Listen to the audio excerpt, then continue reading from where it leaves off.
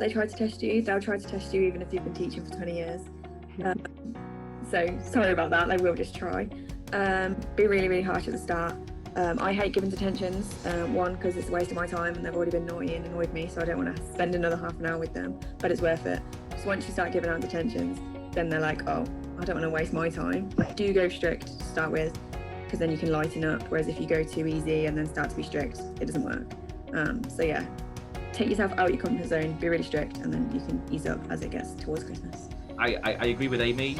We run centralised detention, so I personally don't have to sit detention, but I always go and speak to the students who are in detention.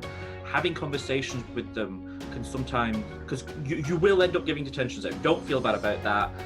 Some teachers say, like, do it in the first lesson. Don't do it unless they deserve it. But make sure that you're really consistent about that. The way you treat behaviour in week 1 is the way you will have to treat behaviour with that class the entire time you've got them.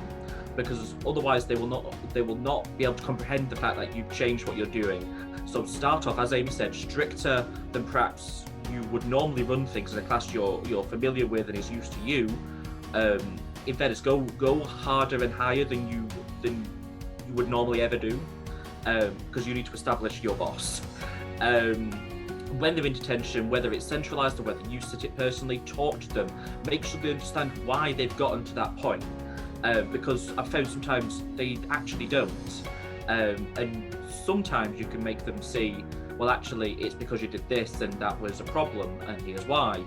Some of them you will not be able to reason with, but the ones you can will stop being a problem. And it's about picking those battles and winning those battles early. I took on a really, really tough Year 8 class who, according to the head of Year 8, actively played up for me. More so than they do for anyone else, because they knew I was new to the school. But I had them pretty much under control after about 4 weeks. But it took me hours of phone calls home to parents, talking to the students, talking to the heads of year, talking to form tutors, the whole lot.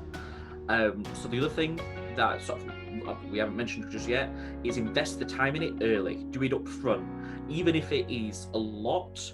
I had a 2 phone call rule.